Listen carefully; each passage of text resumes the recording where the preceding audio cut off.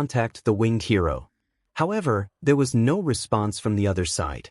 Tashinori, damn it, I'll go. Nizu, and do what? Cough up BLD. I don't think so, you stay here. Tashinori, my hero instinct is telling me something is wrong. Nizu, 𝗔𝗨𝗧𝗟𝗘. Nizu is actually at his limit with Tashinori's brain deadness. Nizu, with Hawks not responding and Endeavor's reporting that he couldn't find Hawks or the BLD Tyrant at Tartarus, which means they must have escaped and killed Hawks somewhere along the line. Pacing around the room, Nizu was at his wit's end when someone spoke through the speaker. Endeavor reporting, I found an anomaly in the warden's office. Nizu, describe it. Endeavor, there are 3 blue crack or rift-looking thing just floating around. Nizu. Something like this doesn't obey the laws of physics. I mean, neither does Quirk's, but this is just different. The possible things it could be are either wormholes or some sort of quirk. The first option sound absolutely ridiculous but plausible, and the second option is just Nizu trying to blame everything he doesn't know on Quirk's. Nizu, do not touch any of them, I'll be there personally to see it for myself. I repeat, do not touch them. Nizu had to emphasize common sense to Endeavor since he's Endeavor. Tashinori, alright, let's go, we don't have much time. Tashinori energetically got up from his chair and dashed straight to the door, slamming it open with the little force he could muster. Nizu, who said you were coming? You will stay here and after the school. I'm bringing Aizawa with me since he is way more useful than you. Tashinori, he's fine. Scene change to Hawks. Hawks slowly opens his eyes as beams of sunlight come down from the sky. It has been an unknown amount of time since Tartarus. The trees around his rustles in the wind as leaves fall from the sky. Hawks stood up from the ground as he tried to fly up into the sky. However, a few of his feathers were missing and he couldn't fly as high. While landing on a branch, he suddenly felt some trembling on the ground.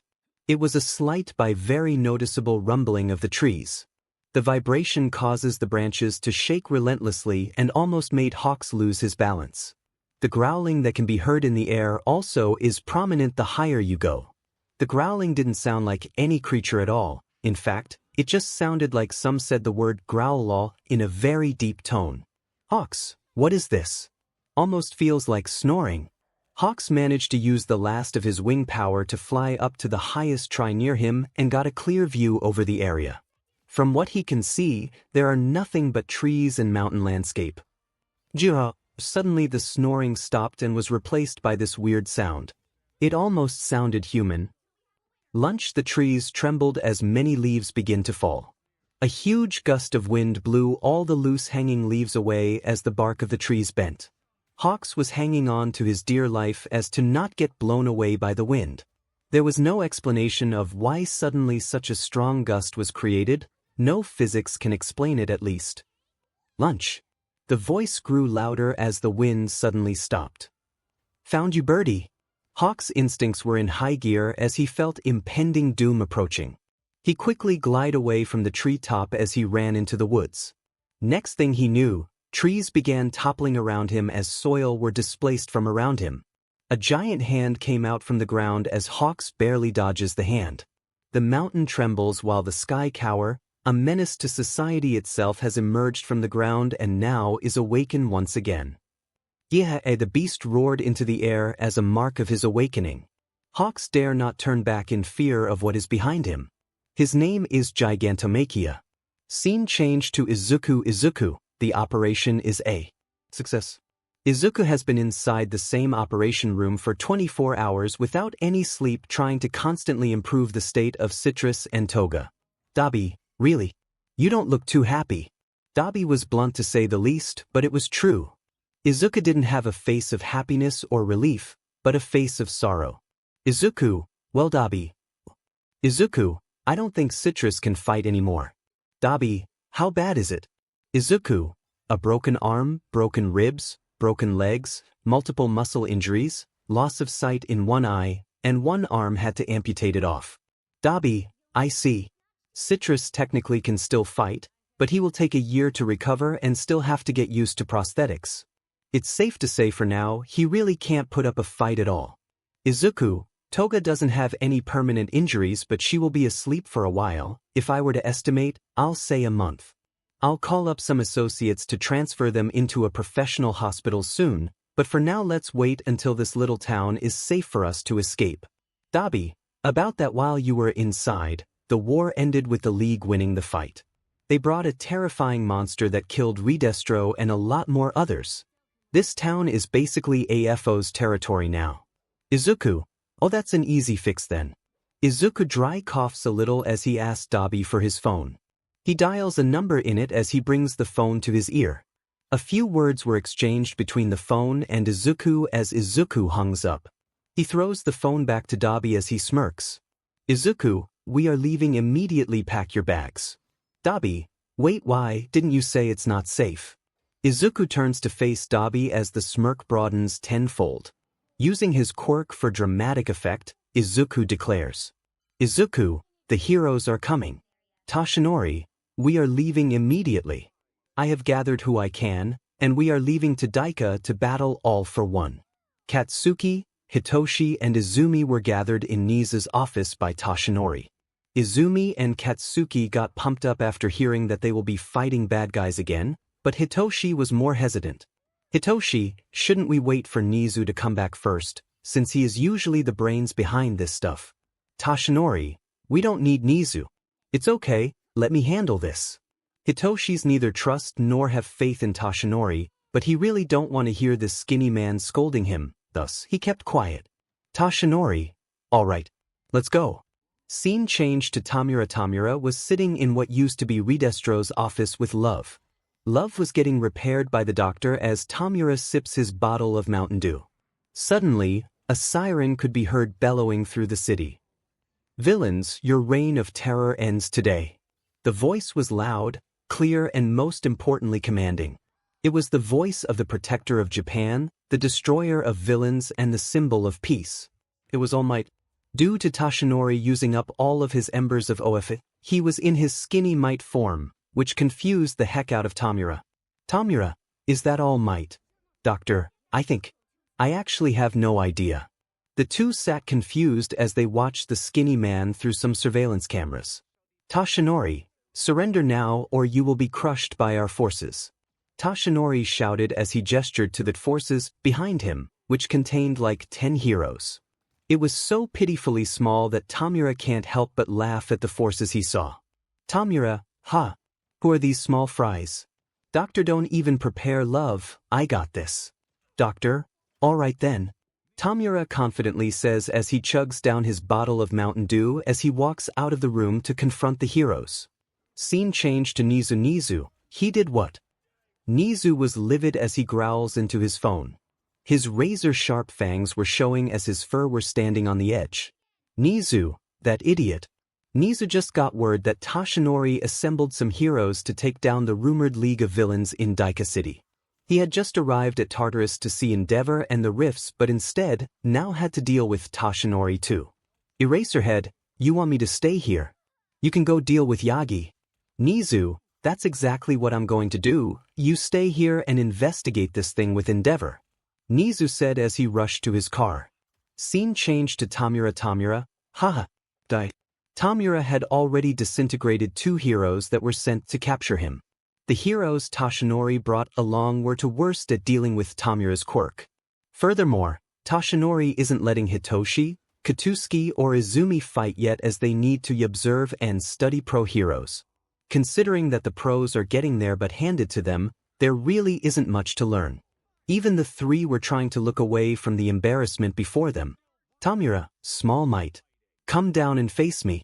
Or let your disgrace of a daughter come. 𝗧𝗏𝗧𝗟𝗘, you shall not tempt me, villain. But she does need some hands-on training, so Izumi go kick his butt. Actually all 3 of you go after him. 𝗧𝗏𝗧𝗟𝗘 finally made the call to let the big 3 to back up the slowly dying heroes. Katsuki excitedly blasts his way to Tamura as Izumi jumps there with supersonic speed. Hitoshi just walks like a normal person. Izumi confronted Tamura first as both of them charge at each other. Izumi let out a high-power punch with Ofa that shook the grounds below her. The gust of wind produced was enough to blow the minor heroes aside from the battlefield as most of them retreated. Tamura dodges the punch as he tries to disintegrate Izumi, but a blast of explosions stopped him. Katsuki joined the fight by firing a long-range explosion using his mechanical arm. The explosion burned Tamura's already dry arm while Izumi was unaffected. Izumi goes in for another punch as Tamura couldn't dodge the punch and got hit straight in the stomach. He flew back a few blocks back as he crashed into some debris. He stands back up as his face was now one of anger. He doesn't want to play fair anymore. Tamura, you know what? I underestimated you kids. So now you get the real deal. Doctor, send in love. Tamura shouts on the top of his lungs as suddenly from the debris a huge figure stood towering behind Tamura. Love has joined the battlefield. Hitoshi, who just joined in, saw the monster which just popped out of nowhere, wipes his cold sweat in anticipation of a tough fight. Only strong people recognize strong people, and Hitoshi definitely could see that Love was no mere small fry. It gave off an overwhelming aura of anguish and fear to anyone who stared at it. Tamura, Love, let's try your new toys, battle armor mode. Love roars as he dug his sharp fingers into his skin, drawing BLD from its veins. Black BLD flowed out of him as it begins to wrap around Love. The BLD begins to solidify as it covers its entire body, creating an armor around its body. In his hand, a battle axe begins to shape as a shield forms in the other. Tamura, I honestly never knew why heroes don't just attack villains in the middle of their transformation, but I guess it works out for me. Izumi and Katsuki take their stand as they prepare for a fight for their lives. Hitoshi carefully slips into the shadows as he awaits his opportunity. He is a trained assassin after all. Love roars again as the battle continues. Scene change to Izuku, Blackjack, I win. Dabi, damn it, I swear you force shuffle the cards. Izuku, what new? Izuku and Dabi were playing blackjack since they found a random deck of cards in one of the rooms. They are waiting for Tamura to be distracted and sneak out of the city unnoticed. Izuku, oh, I feel some rumbling. It has started then. Well, let's get out of here. Dabi, wait, how to get toga and citrus? Out. Teleport, of course. Izuku, so you finally arrived. A man dressed in all blue with blue eyes, blue hair and blue Oni mask arrived on the scene. The man walked in casually as if this was his house as he sat down on a chair. Jesus, Izu, I already helped you get into Tartarus, now I have to bring you out of here too. Now you owe me 2 favors. Izuku, sorry, but I'm in a bit of a bind here as you can see. I'm glad you came to help me. Dabi, wait, who is he? The man stood up in response to Danny's question as he did a 90-degree bow with his arms stretched out. Archbishop of the Secret Society of Stargazers, representing Constellation Orion, Rigel Beta. Dabi, Secret Society of Stargazer. Izuku, why didn't you tell us you got them as allies? Before Izuku can speak, Rigel answered for him. Rigel, we technically aren't the BLD Tyrant's allies since we are neutral when it comes to heroes and villains. But I myself will help Izu here if the situation is desperate. We have a special kind of relationship. Of course, I'm keeping it a secret from the others. Izuku, you really don't have to exaggerate our relationship. Dabi, don't take it to heart. But the others things he said is true. The society will never back me up, so I can only count on him. Dabi is still trying to process the special relationship they have, which started a slight nosebleed. Rigel, either way, prepare the 2 sick patients, we are leaving this place. I just saw some kids clash with the student of All for One. Izuku, kids. You actually brought Izumi and Pomeranian here to fight your messes, All Might. Izuku was laughing away until Rigel interrupted. Rigel, actually, I saw some sleep-deprived indigo hair kid too, but he looks like he doesn't want to be there though. Izuku froze for a moment. Dabi too when he realized why. Izuku/Dabi, if scene change to Hawk's travel log, entry 3. 2. It has been 3 days since I was teleported to God knows nowhere. The giant creature seems to be sleeping somewhere around here for now. Its snoring is very loud. I have gotten used to the thing's sleep pattern and was able to avoid him once again today. However, with the little food and water I am able to get, I can feel my body failing already. The lack of sleep is also annoying. I need to find civilization soon or else I'll be dead before long. I'll keep traveling east in hopes for at least some signs of people. End of entry. Many had asked the question, if the strongest spear meets the toughest shield, which will win? No matter how anyone argue, I will say the outcome is irrelevant, since both will lose in face of a rocket launcher. Now if I were to change them to the fastest man and a literal monster, how would you argue that? Well, both will probably also die to rocket launchers. But it's still fun to think about a fight between the fastest man and a monster. Which is exactly what is happening right now. Hitoshi is fighting a hopelessly one-sided fight against love. That monster had buffed his maxed-out defense to even greater heights with an additional layer of battle armor. Combine that with its absurd offensive ability, you have a threat that can rival the entire country of Japan all at once. Katsuki was the person who had fallen first. With his aggressive fighting style, it was easy for Love to find an opening and send him straight to Mars with a single punch. Katsuki tried to block it, but his mechanical arm couldn't support the overwhelming destructive power of Love. Hitoshi took over from there as he just tried to stall time until backups arrived. At least he thinks Toshinori called for backups. Needless to say, Toshinori is quivering in his boots. Not only did most of the heroes he brought along die, but the new Big Three is also very close to becoming the former Big Three. Nearby, Izumi is going head-to-head with Tamura. It's not that she can't beat him, it's more like Tamura is also trying to stall time for Love to finish Hitoshi. Thus, this battle is stuck in a stalemate until a third party arrives. Scene change to Izuku. Izuku, hi, this your friendly neighborhood third party here. I am here to bring death and hatred to the world. Dabi, what are you doing? Izuku, doing a scene. Dabi, I won't ask. Rigel, relax guys, it is only a monster of many quirks that also has supreme martial arts skills with addition to very tough armor. You got this. Dabi, I don't even feel superhuman anymore. The three of them are waiting for the perfect opportunity to jump in and save Hitoshi's but then teleport out immediately. They can't recklessly jump in since even Izuku is unsure can he beat the monster.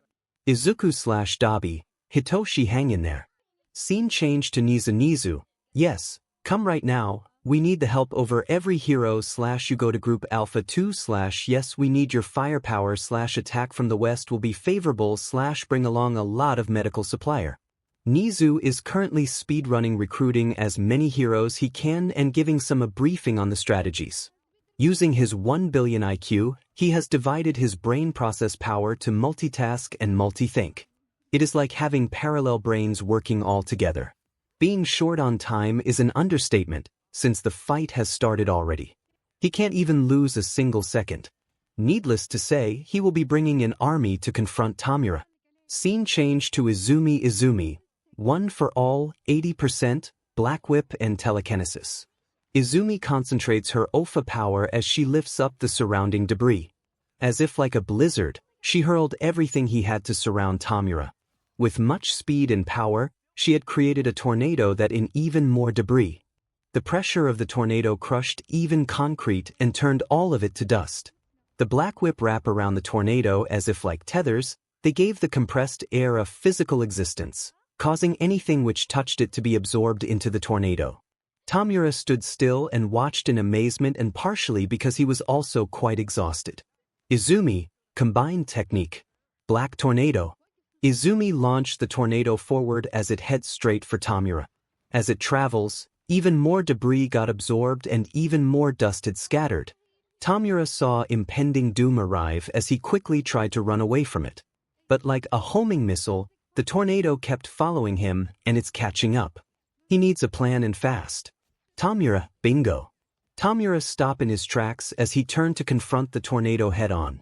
He jumps towards the tornado as the force him in. 𝗏𝗏𝗏, decay. 𝗏𝗏𝗏 touches the black whip surrounding the tornado as the black whip begun turning into dust. The pressure's air inside begun to escape through as the tornado began to fade. With a single touch, Izumi's normally killer technique has gone to ruins. She looks in shock as 𝗏𝗏𝗏 grins. 𝗏𝗏𝗏, game over. 𝗏𝗏𝗏 rushes Izumi with all his speed as Izumi tries to back away. Izumi, float and telekinesis. With the combination of both those quirks, she can perfectly control her movement in the air, allowing her to fly. 𝗏𝗏𝗏, wait, that's cheating. Izumi, do I look like I care? Izumi didn't hesitate as she began to rain rocks down on the grounded 𝗏𝗏𝗏. She did it with such power that even a single rock can crush his skull and then some. The power was comparable to a rocket launcher and the speed was comparable to a machine gun. 𝗏𝗏𝗏 really was at the end of his line this time. No you don't. Suddenly, purple mist appeared as all the surrounding rocks disappeared. 𝗏𝗏𝗏, 𝗒𝗒𝗓𝗏. 𝗒𝗒𝗓𝗓, yes sir, and ready to serve. Izumi, it's you. 𝗒𝗒𝗓𝗓, indeed and may I serve you some of our special ice water. Just then a portal opened above Izumi as water gushed out. It knocked Izumi back onto the ground as fishes also come out of the portal. 𝗒𝗒𝗓𝗓, fresh from the Arctic Ocean. 𝗏𝗏𝗏, now, let's begin round 2. Izumi gets up as she dreads what's to come. Scene change to 𝗏𝗏𝗏, wall of fire. A tide of raging flames erupt from the ground as it separates Hitoshi from love. Izuku, I'll distract the thing. 𝗏𝗏𝗏 rushes forward as he grabs Hitoshi by the waist and sprints away. Hitoshi, what? Hitoshi was so focused on the battle that it took his mind a few seconds to process that he was being carried by 𝗏𝗏𝗏. 𝗏𝗏𝗏, I'll explain later, right now we are getting out of here. Hitoshi, I can run myself.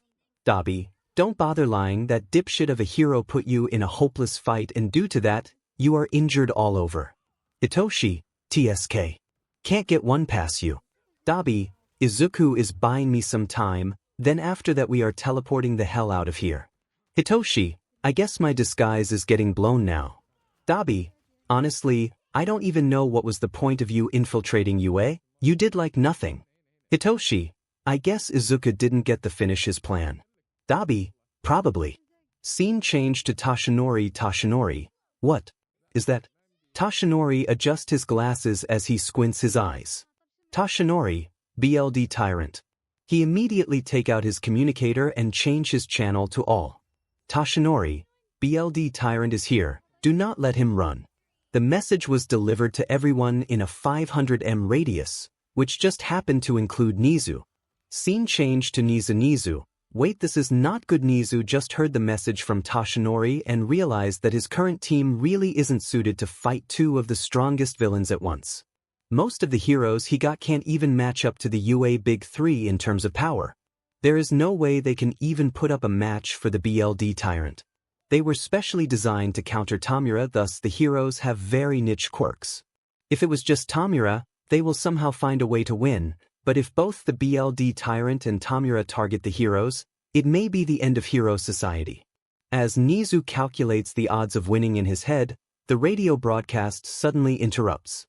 Radio, breaking news. Century-year-old villain all for one spotted in Daika City. I repeat, century-old villain all for one spotted in Daika City. Nizu, you have to be joking. Scene change to all for one AFO. Greetings, All Might. I will say you are quite the idiot, wasting your last embers of one for all on some small-time villain. Have you forgotten your route? Or have you used gone senile? Toshinori, UBSTRD. I was sure you will stay in your stasis chamber for at least another 100 years. FO, what? No. I made some special arrangements to meet you today. You see, when you attacked me around your prime, you barely dealt any damage to my lab, so I was able to regenerate pretty quickly. Toshinori, stop bluffing, you look more hideous now than ever. FO, you can thank your son for that. Oh wait, you disowned him, because you are a terrible father. How does it feel that a person you neglected was closer to accomplishing your goal than you ever was? Toshinori, alright, I've heard enough. Get him heroes. Silence, silence, silence. Toshinori, heroes. Toshinori turned behind to find all the backup heroes he had lying on the ground, with their heads separated from the bodies. FO, oh, do you mean them? Did you not notice? I killed them before we even spoke. Ha. All for one burst out in a crazed laughter as Toshinori turns pale. FO, how did you turn out to be this much of failure? How did the seventh choose you? You know what, as a tribute to your stupidity, I will kill you the same way I killed the seventh. All for one grabbed Toshinori by the throat as he lifts him up, flying higher and higher into the clouds. Toshinori can barely gasp for air as he began to rise. AFO, the seventh had another quirk, am I right? If I remember right, it's called float. Now you see, there's a major weakness of float that she didn't know about. AFO mutates his hand into that one blade as he slashes at Toshinori's legs, cutting it straight off. Toshinori shout in pain through the throat grab. AFO, the weakness is that float doesn't work without legs. Toshinori began feeling the wind a bit too much. It was then he realized he was falling. AFO had dropped him. AFO, bye-bye hero. The sight of AFO began becoming further and further as he loses altitude. The life of Yagi Toshinori flashes before his eyes. From the first time Nana talked to him spending time with Izumi, to him fighting Izuku. In his final moments, only one thought stood out to him. Toshinori, I'm sorry, both of you splat. A reverse fireworks show happened right on the ground as flesh and BLD scatter. Yagi Toshinori has been eliminated. 𝗏𝗏𝗧𝗏𝗏, let's kick her, but 𝗏𝗏𝗧𝗏𝗏, no problem. Izumi, y'all are a pain. 𝗏𝗏𝗧𝗏𝗏 Bull rushed Izumi with his hand ready to decay her. Izumi had already seen this before as she prepares telekinesis. However, a portal appeared in front of 𝗏𝗏𝗧𝗏𝗏 and he disappeared immediately. In slight panic, Izumi dropped her guard as she frantically looked around. Izumi, behind you. Izumi instinctively dodged to the right as she heard a strange voice in her head. Indeed enough, 𝗏𝗏𝗧𝗏𝗏 was behind her. She barely dodged his outstretched hand and narrowly avoided being decayed. Izumi, never deactivate danger sense again. The same voice shouted at her again as she mentally takes note that she may be going crazy. But the voice was right though, in a moment of weakness, she had accidentally deactivated danger sense. Izumi stares at 𝗏𝗏𝗧𝗏𝗏𝗏, who was staying a comfortable distance away from Izumi. In game, you always take out the support before anyone else. It is no exception for combat. 𝗏𝗏𝗧𝗏𝗏𝗏 is obviously the weak link between him and 𝗏𝗏𝗧𝗏𝗏. With his support, 𝗏𝗏𝗧𝗏𝗏 became 100x more dangerous. Izumi activates float to its 100% as she zooms through the sky in the direction of 𝗏𝗏𝗧𝗏𝗏𝗏. 𝗏𝗏𝗧𝗏𝗏𝗏 opens a portal in front of him, trying to send Izumi to the middle of the Arctic. However, she anticipated this as she pulls out Black Whip and latches on it to a nearby pole. Using the principle of conservation of velocity, she kept her speed while changing her direction. This allowed her to essentially drift, avoiding the portal. 𝗂𝗓𝗓 didn't have enough time to react as he got hit by the full power of Ofa, sending him back a couple of blocks. 𝗏𝗏𝗏 rushes in from the side, trying to kill Izumi while she had her guard down. Izumi, too slow. Danger sense activated this time as she instinctively turns around and slams 𝗏𝗏𝗏 down one hand. Using her other arm, she lets out multiple black whips. She concentrates the black whips into a super condensed ball as she uses her telekinesis to keep 𝗏𝗏𝗏 at arm's length. The black whip ball began to glow a white light emitting from inside. She had used the durability of Black Whip to concentrate massive amounts of FA gene inside. Izumi flies above 𝗏𝗏𝗏 using float as the ball began glowing even brighter, matching the level of a tiny sun. At this moment, 𝗏𝗏𝗏 realized he's Izumi, combined technique. Spirit Bomb. She throws the tiny sphere of light towards 𝗏𝗏𝗏. 𝗏𝗏𝗏 couldn't dodge anymore, not with telekinesis holding him down. White light flashes in front of everyone near in the scene. Eerie sounds envelop the whole battlefield as the tiny sphere of light disperses. Ring ring. A high-pitched ringing followed as rocks and debris were blasted away. Izumi looks down at the sight of everything being destroyed as she doesn't even flinch. After the dust settles, trace amounts molten lava was spotted near the explosion. The heat generated was enough to melt the rocks around it. A very clear sphere can be seen from where the ball landed. It destroyed everything. The crater itself was a perfect circle. With this, Shigaraki 𝗏𝗏𝗏 has been dragged into hell. Not even the bones remain. Izumi was still floating in the sky, looking at the crater. Izumi! Ha ha ha! She burst out into laughter. Izumi, not even the successor of All for One can stop me. How disappointingly weak. Izumi spits into the crater, where 𝗏𝗏𝗏 was as she flies off to report this to Tashinori. Scene change to Izuku. Okay, let's get this done with. Izuku crack his neck and knuckles in preparation of this showdown. Love roars as it swings its giant arms down at Izuku. Izuku dodges the swing as he quickly uses the arm as stairs to climb onto the neck of the giant monster. He quickly gets into its blind spot at it through a punch at the eyes. Love screamed as it pulled Izuku away from the face and throws him into some rocks. Izuku stood up in just a moment time as he stands his ground. Izuku, so the eyes are weak huh? Love charges at Izuku like a galloping horse. Anticipating a frontal assault, Izuku was already prepared. He threw a small pebble he picked up at Love, aiming straight for the right eye. Using his quirk for enhanced strength, the rock flew faster than Love itself as it nailed it solid in the right eye. Love stopped in the charge as it recoils by the shock of losing an eye. It starts circling around Izuku like a wolf instead of an assault on him. Izuku was on high alert, as this shows that the monster did have some kind of brain inside of it. Love roars as it began chucking rocks of different sizes at Izuku. Izuku laughs as this sight. Izuku, seriously? Rocks? Izuku chuckles as he shatters a rock the size of him to dust. His eyes began turning red as his smile became crooked. Izuku, I guess I am on a different level after all. Izuku didn't hesitate to rush down Love, smashing through everything it threw. Izuku grabs Love's arm as he yanks it off his body. Izuku, time to die. Love didn't look fazed in the slightest. Using the window of time when Izuku talked, it managed to solidify some of his BLD into a shield. It blocks the volley of punches Izuku delivered. However, the shield slowly began to crack. Izuku, muda. Izuku shatters the shield with one more punch as Love immediately tries to run. Izuku grabs the leg of Love as he slams the thing onto the ground, creating a massive crater. Using his fingers, he tears into the battle armor of Love, ripping it out piece by piece. An expression of fear grows on Love's face as it tries to counterattack Izuku. However, Izuku didn't flinch as he suddenly shoves his arm inside of Love, tearing its chest open. The BLD began to harden, but it was useless.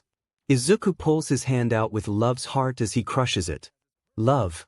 A dying scream was let out as the angry souls trapped in love fly off, achieving peace. Izuku climbed down from its body as he wipes the BLD off his face.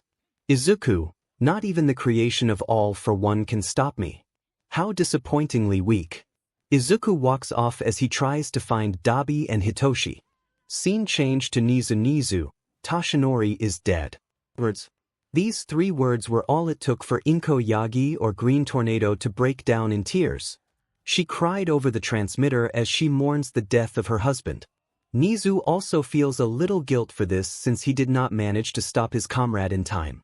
Aizawa, so what do you plan to do now? Aizawa spoke from the other side of the transmitter.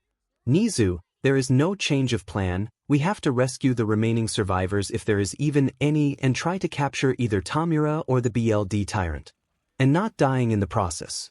Aizawa, Hayes, I'll bring as many underground heroes as I can contact, I'll be there in 20. Nizu, got it, we will fight first. Scene change to AFO. What? Tamura and Love are dead. By who? AFO shouted at Doctor in his mind, using his telepathy quirk. Doctor. Tamura was killed by the 9th and Love was killed by the BLD Tyrant. The foe. Wait, what? I knew the 9th was here, but since when did the BLD Tyrant appear? Doctor, when you went to kill All Might. The foe thinks.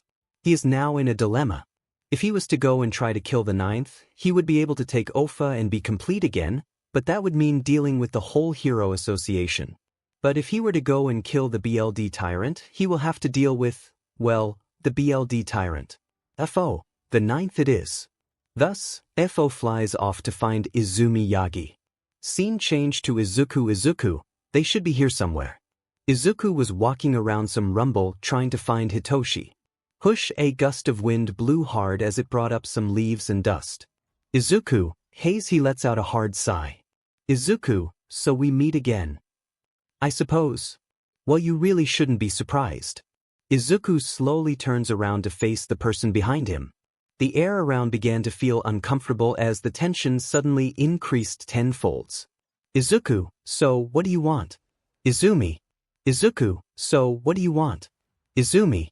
Izumi, I didn't expect to see you here, teaming up with All for One. Izuku. No, I'm here by coincidence. I don't like that guy either. Izumi, interesting. It doesn't matter to me either way, you are dying today. Izumi said that line with no emotion or hesitation. Izuku, I thought heroes don't kill. Izumi, I made an exception for you and some others. Izuku, Hayes, you know what, I was trying to save you for later, but I can't complain when food comes to my plate. Izuku activates his quirk as his eyes turn red. Izumi notices this as she immediately flies in the air at top speed. Izumi takes the initiative by starting off using her passive telekinesis ability, which repels everything away from her. This ensures Izuku will always be arm's length away from her in case she can't react in time. Izuku takes in a deep breath as he focuses on his stance. He gained a solid footing on the ground as he prepares to counter what Izumi throws at him. Izumi, 100% Black Tornado. She unleashed a giant storm of her combined move, Black Tornado from the sky. It grows larger and larger as it makes its way to Izuku, all the debris around them. Izuku, you gonna attack me with air? Izuku spoke as he inhaled a puff of air and blew out the air with the same force like a small hurricane. The hurricane caused the tornado to lose its momentum as both of them dissipates. Izumi was slightly shocked that her technique was so easily dismembered, but her resolve isn't brittle that it would crumble this fast. Izumi, you have gotten stronger, Izuku. Stronger than I anticipated. Izuku, save the sarcasm for hell. Izumi, TSK. You truly have become a monster, haven't you? Izuku, you can believe that if you want, in my eyes, all of you people are the real villains. Izumi, your former organization has countless criminal records, from gang violence to straight-up murder. You are trying to justify that. Izuku, at least everyone in my organization is equal. They are treated with respect no matter their quirks or background. The current society discriminated against every single one of them and treated them worse than dirt. They didn't get to choose what quirk they were born with or which family to be born into, yet they suffer more than anyone else. How is that fair? Answer me, hero. Izuku had enough of this as he launches himself into air. He jumps towards Izumi as he tries to punch her. However, the telekinesis created a barrier that surrounded Izumi. Izuku bounced off the barrier as he got slightly shocked. Izumi, still hot-headed as always, 100% spirit bomb. Izumi was secretly gathering energy for the spirit bomb she had behind her back as she throws the sphere of light at the falling Izuku. Izuku stares at the light directly as he focuses on his breathing. He closes his eyes as he lets his body relax. Izuku slowly catches the spirit bomb with his hands as he uses the momentum to throw the spirit bomb back at Izumi. What? Izumi has never seen anyone send her spirit bomb back at her. It should have been an impossible feat, redirecting that amount of concentrated energy. It would have required insane physical skills and utmost concentration as to not trigger it. As the spirit bomb flies towards Izumi, she hurriedly dashed out of the way. Izumi, why are you so SHT? Can't believe you are the 9th. Just die already. Unworthy. The voice inside Izumi resonates again, this time stronger than ever and now full of insults towards Izumi. Izumi, shut up. Izuku looks her in confusion due to the sudden, unprovoked shout from her. However, this is the perfect opening to use. He pulled an iron pipe from inside the ground as he charged again at the mid-air Izumi. This time he concentrated his power into the iron pipe, strengthening it 100-fold. Izuku, take this. Izuku slammed the iron rod onto Izumi's barrier as the force generated was enough to knock Izumi out of the air and onto the ground. She crash-landed onto the ground with only her weakened barrier protecting her from death. The still mid-air Izuku then threw the iron pipe like a javelin at Izumi. It connected as the iron pipe further weakened her barrier. Izumi, enough. Izumi stood up again as Izuku lands right in front of her. Izumi, ultimate attack. Izumi focuses the power that lay dormant inside her body. Black and white energy begin to surround her entire body as her right half was covered in black and left half was covered in white. The one thing that stood out was that her right eye had white energy and her left eye had black energy. If you look at it really close, you can see all her quirks combining into that one attack. Izumi, I created this technique just for monsters like you, Izuku. Izuku, then let's see it. Izumi, 200% one for all void. All the energy that had surrounded Izumi begins to fuse into one single black and white ray as it shoots at incredible speed at Izuku. Izuku, I guess I'll respond with my all. Izuku hardens his stance as he rapidly increases his heart rate. Power flows into his limbs and body as BLD flows out of his eyes. Izuku, Calamity Core of Wrath.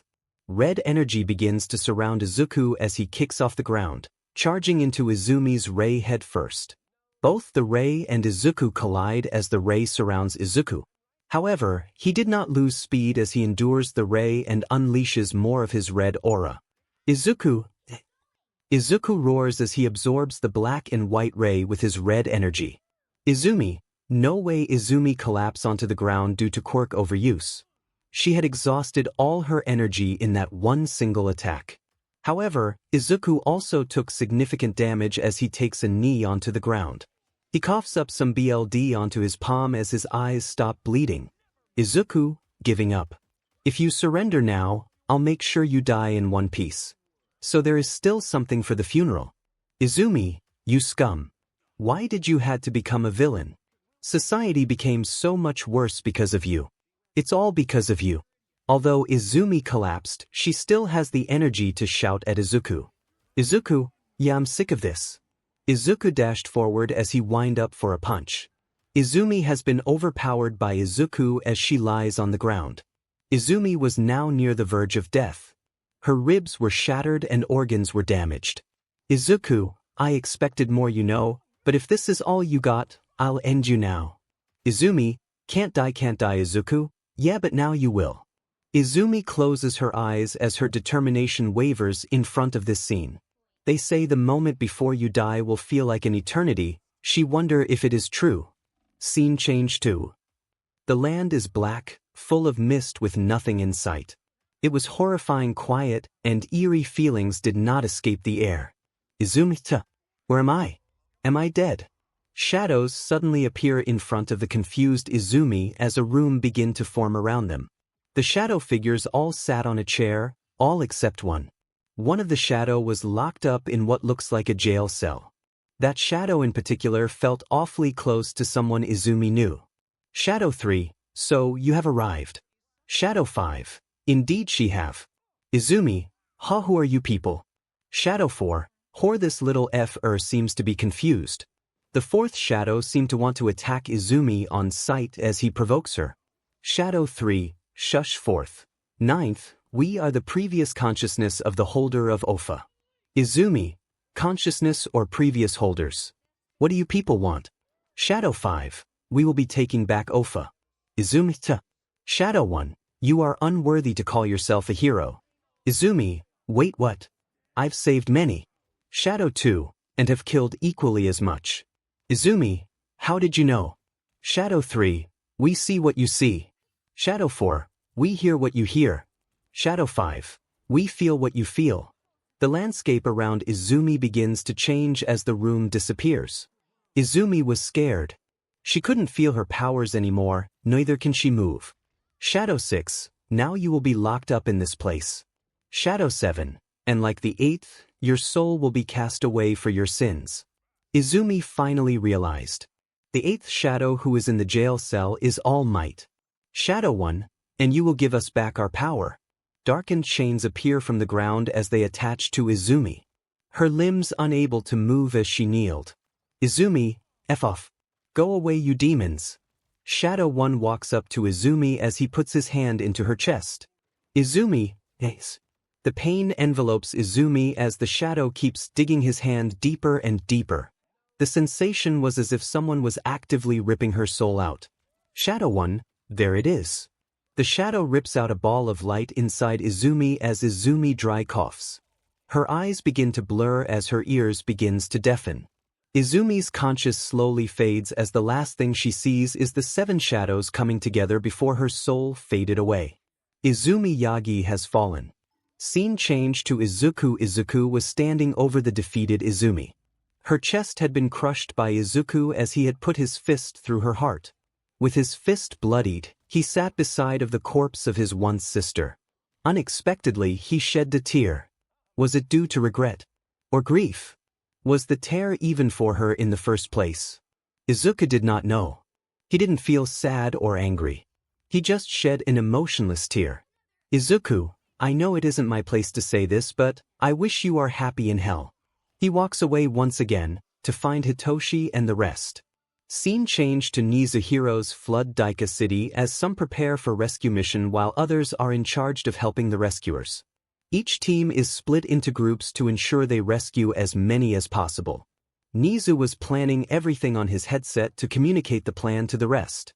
Random hero, this is 𝗔𝗨𝗧𝗟𝗘 to Nizu, we have found a UA student in the rubble. He is in critical condition, requesting additional medical support.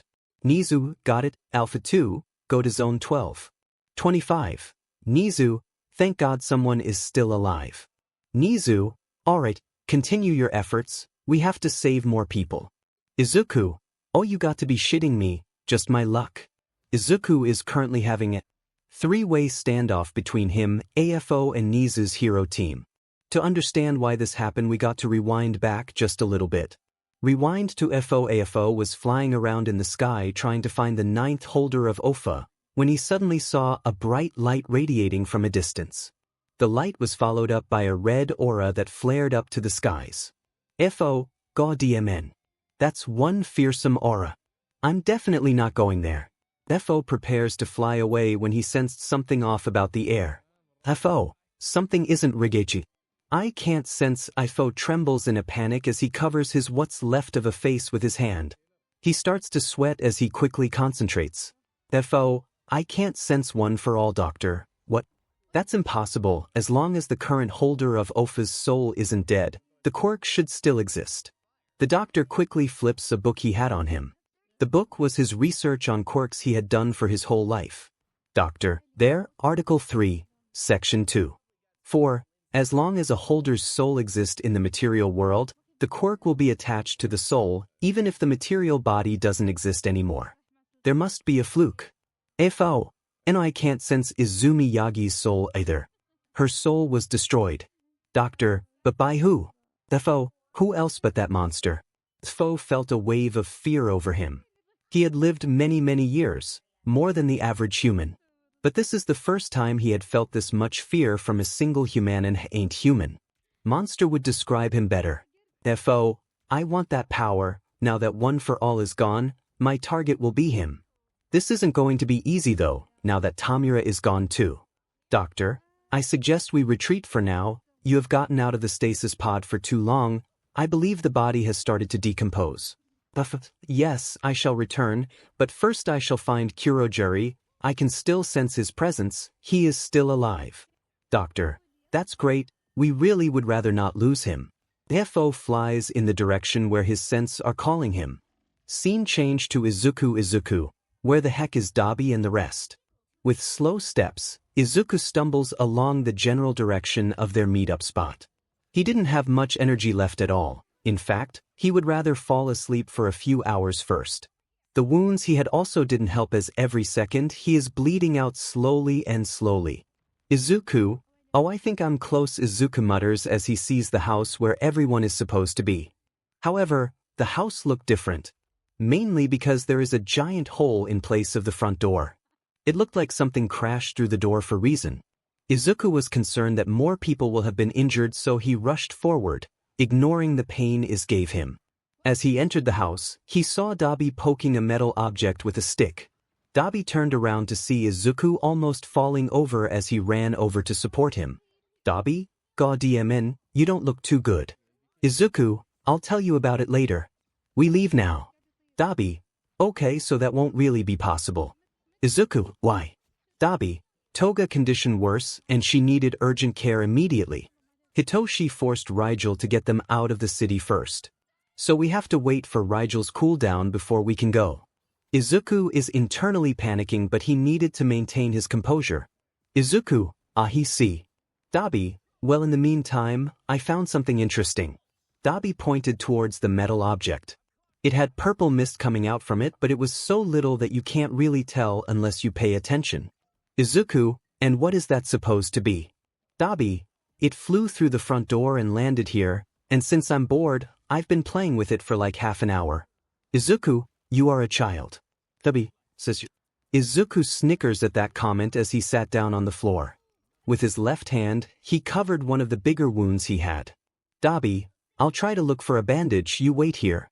Izuku, grab me some water too. Scene change to 𝐒𝐻Reader. This is Delta 3 reporting me. We have spotted 2 moving heat signatures in a run-down-looking house. We suspect it may be the enemy. 𝐒𝐻, understood. Combat Unit Charlie 6 will follow you. Engage if only they are hostile. Radio, noted. Scene change to Dabi. This is the Hero Combat Unit. Please come out with your hands above your head and let us confirm your identities. Izuku had finished bandaging his wound and was peacefully resting on a somewhat intact bed. Well, until this loud combat unit woke him up. Izuku, Dabi, can you go deal with them? I want to sleep. Dabi, okay, no problem. Dabi casually walks to the front door with his hands above his head. The hero team raised their guards when they saw Dabi as they slowly approached him. Dabi, incinerate. Blue fire suddenly shoots out from Danny's hands as it engulfed the whole front lawn the hero team was standing on. Hero 1, what? Hero 2, it's a trap, 𝐒𝐻. The heroes scrambled in despair as they tried to scurry out of the fire, while some tried to endure the fire long enough to attack Dabi. However, within a matter of seconds, all the heroes were motionless on the ground. Dabi, phew, some of them were really stubborn on dying. Scene change to 𝐴𝐴. 𝐴𝐴 just saw blue fire erupt from a place in the distance. And just by coincidence, it is the place where he sensed 𝗓𝗓𝗧𝗟𝗘's presence. 𝐴𝐴, a fire quirk user. Is it Endeavor? No, his fire is red, this fire is blue. Doctor? Oh, if it's blue then it could be the kid under the BLD Tyrant. I think his alias is Dabi. 𝐴𝐴 is now even more concerned. Not because of Dabi, but by the off chance 𝗓𝗓𝗧𝗟𝗘 is being held captive under the BLD Tyrant. He ain't about to try the BLD Tyrant with his body decomposing on itself. But he does need 𝗑𝐼𝗧𝗟 to transport him back to the lab though. AFO, alright, let's get this done and over with. AFO is kinda behaving like a child not wanting to do his homework but still must do it unless he wants his PS5 taken. With that, AFO flies towards the house.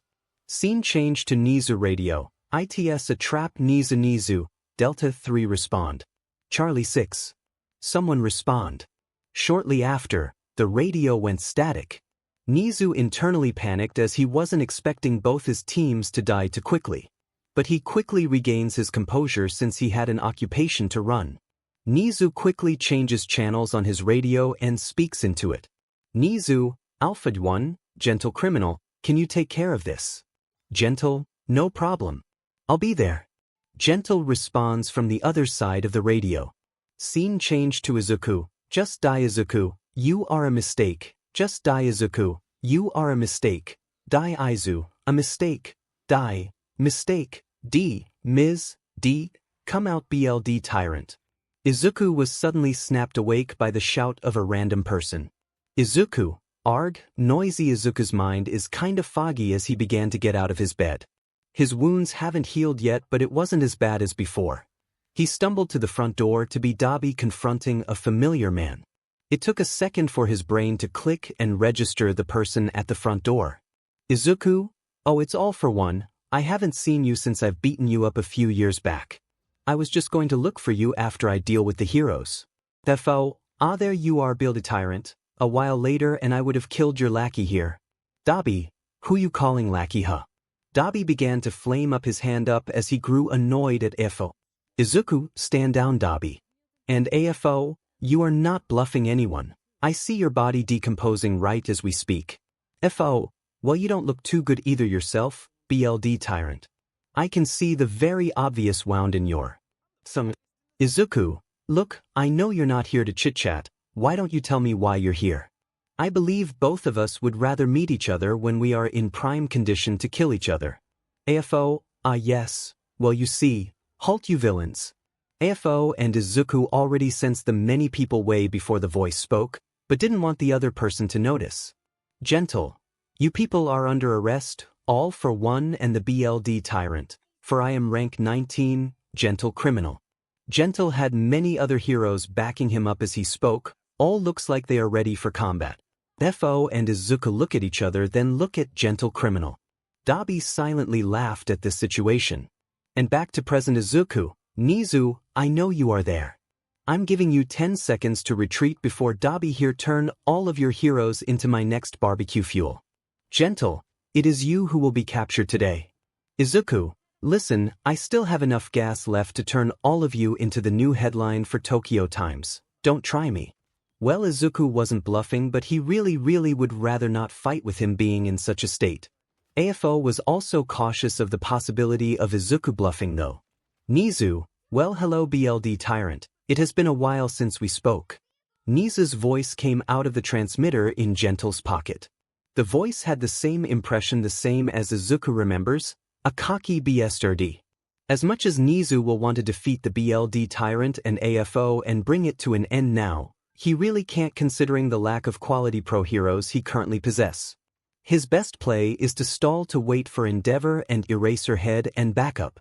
With Izuku's injuries, that is exactly what he does not want, as a prolonged confrontation is also not favorable.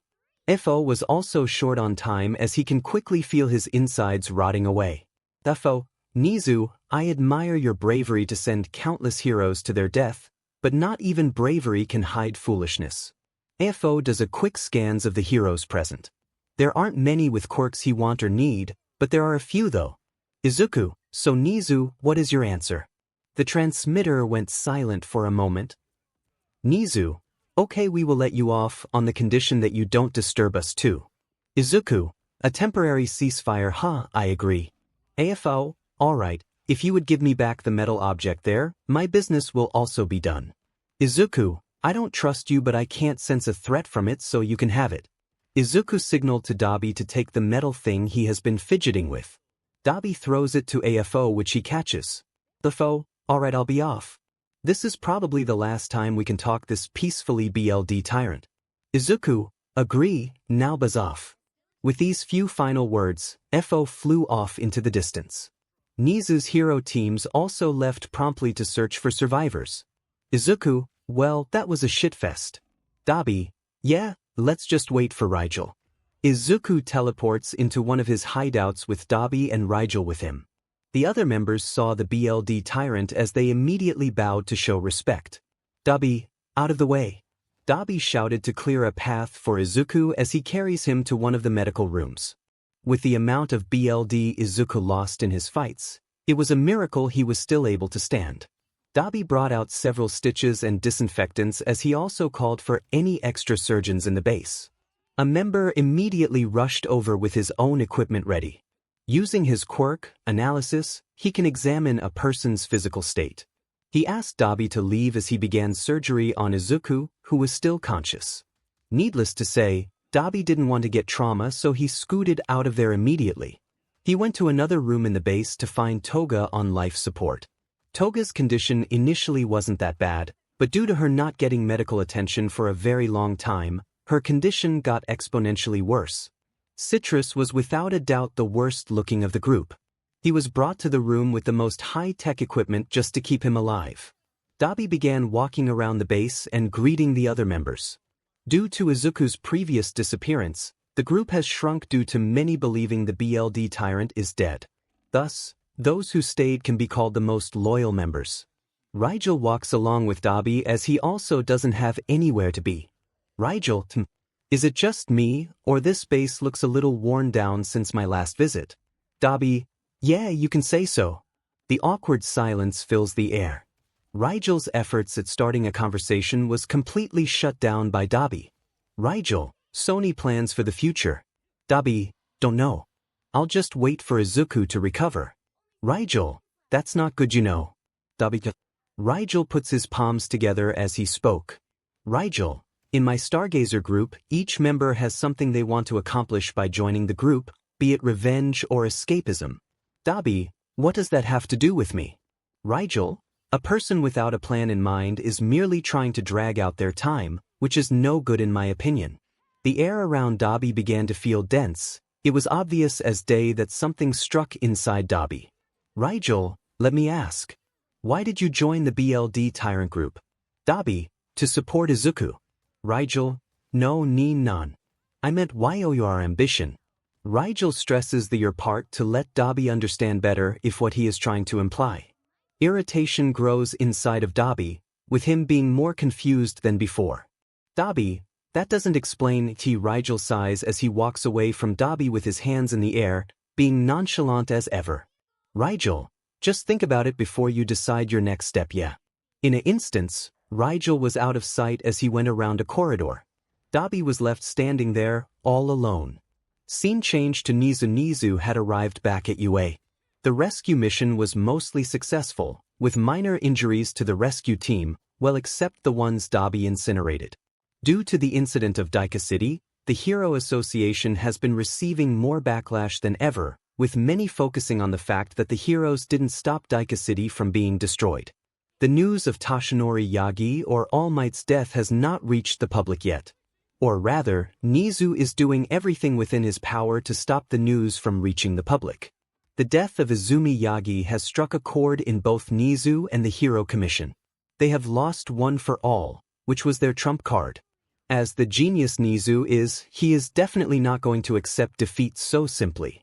𝗎𝗎𝗓 walks into a hidden compartment in his office, revealing a button. He presses the button as his bookshelf suddenly reveals an opening. He walks into the opening as he goes down a few flights of stairs.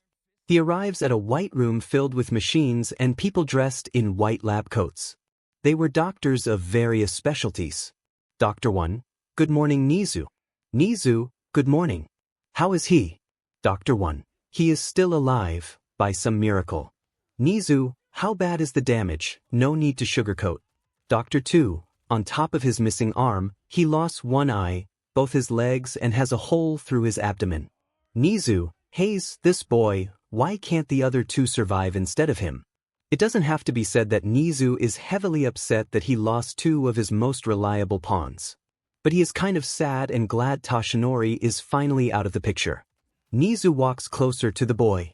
He was suspended in a stasis chamber filled with some unknown liquid. Tubes were coming out of him left and right, with many of them pumping some liquid into him. His machine parts were all taken out beforehand, leaving a big concave hole in his left elbow. His eyelids were shut so you couldn't tell that he had a missing eye. The abdomen was held together by rough stitches that was there just to prevent any organs from spilling out. At this point, the boy looked more like a corpse than human. 𝗎𝐸𝐻 touches the glass of the stasis tube. A grin appears on his face as drool began pouring out of his mouth. 𝗎𝐸𝐻, Katsuki Bakugou, you are going to be my best invention yet. The other scientists didn't hear what 𝗎𝐸𝐻 said, but all knew it wasn't anything good. 𝗎𝐸𝐻 turns around as he puts on a lab coat of own. 𝗎𝐸𝐻, now, shall we begin? Scene change to Hawk's travelogue entry.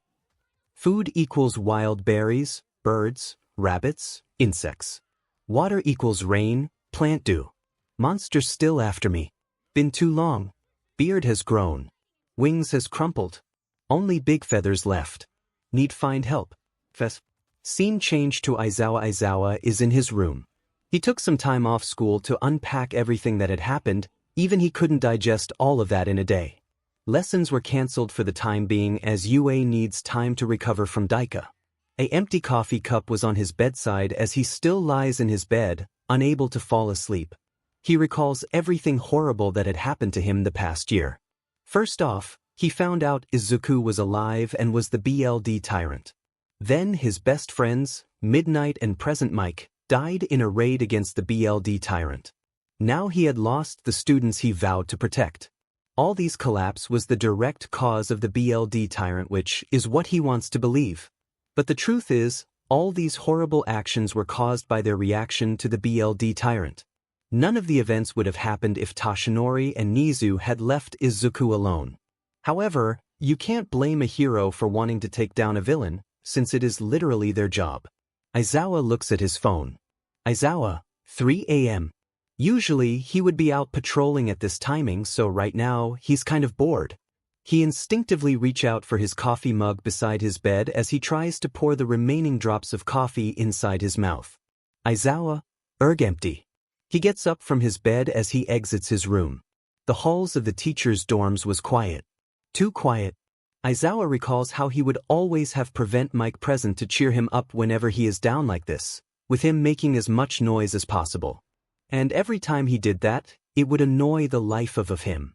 But this time he misses it. Aizawa drags his feet through the hallway and into the living room, where the coffee machine was located. Aizawa, give me some espresso. Slowly, the coffee drips into his cup. Plob plob plob. The slow dripping of the coffee unsettles Aizawa a little.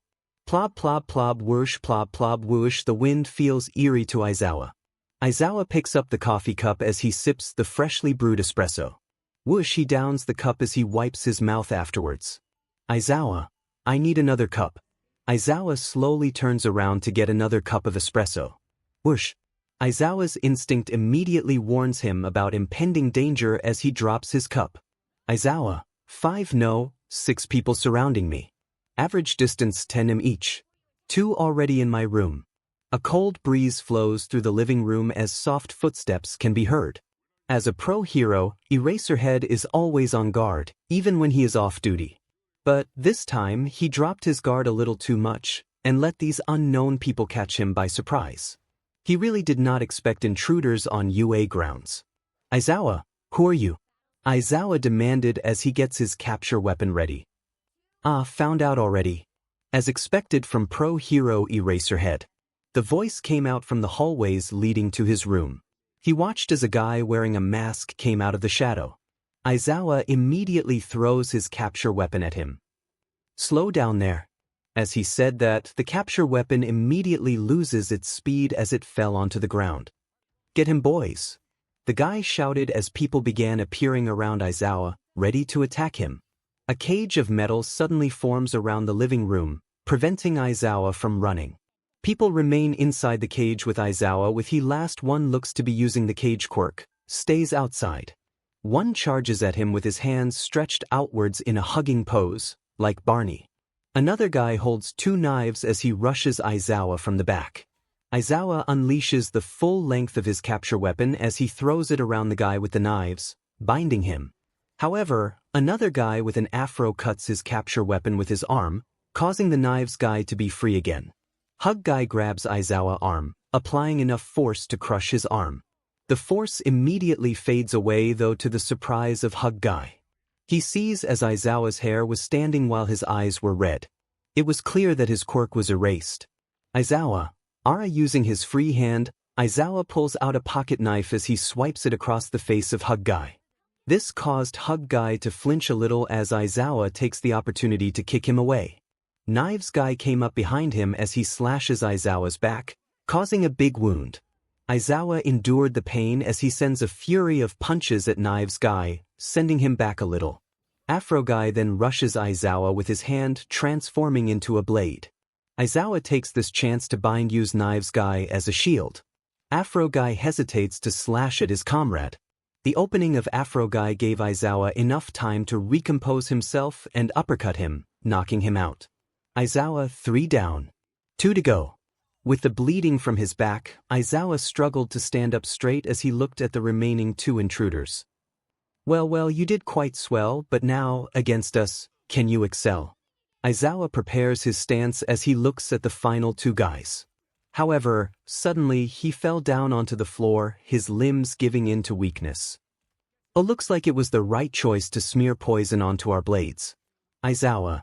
Damn it, Izuku feels his consciousness slowly drifting away as he tries to get himself up. However, he couldn't even lift his head up. He hears as the taunting guy walks closer to him, step by step. Don't worry, your quirk will be put to a good cause. That was the final sentence Izuku heard before he passed out. Barren land stretched 1,000 miles with endless fog in sight. There were no trees and no grass. The only decoration in sight for miles was a BLD red sun that gave everything a stale red overlay. An endless flowing river slices the land into 2 halves. The river appears to be dyed in the same red as the sun, with unsettling bubbles popping from the surface once in a while. Izuku, where am I? Izuku wasn't confused, nor was he surprised. He had been expecting he will be visiting the land of the dead soon. From Izuku's side of the land, he can faintly see 2 shadows standing there, menacingly. The rough shape of the shadows tell Izuku everything he needs about both their identities. Judging by how they are separated by a river, Izuku quickly realized this must be the river you see when you are close to dying. Please just die already, brother. You were always a failure. The 2 voices spoke from across the land. Both of them filled with nothing but contempt for Izuku. Izuku, so dead men can tell tales. Izuku wasn't fazed by the 2 living dead. In fact, he was kind of glad that he got to see his father with his sister on the other side. Izuku, I didn't know you died. 𝗧𝗓𝗧𝗟, did you choke on your own saliva? 𝗧𝗓𝗧𝗟, you were always a failure. Izumi, please just die already, brother. Izuku rolls his eyes as he sits down on the soggy dirt below him. Izuku, can both of you say anything else? It's draining enough. Already to talk to idiots. 𝗧𝗓𝗧𝗟, failure. Izumi, die brother. 𝗧𝗓𝗧𝗟, failure. Izumi, die brother. 𝗧𝗓𝗧𝗟, lure. Izumi, though the fog thickens as the voices slowly fade out of existence. The air grows even staler as the water in the river begins to speed up. Gushing water begins to slowly rise from the river to the banks. A deep mist covers Izuku from knee down as he finds it hard to move. Izuku wasn't fazed, he knew he wasn't in trouble. Without warning, the fog and river went back to normal levels as the mist also disappears. However, the 2 shadows across the rivers had changed.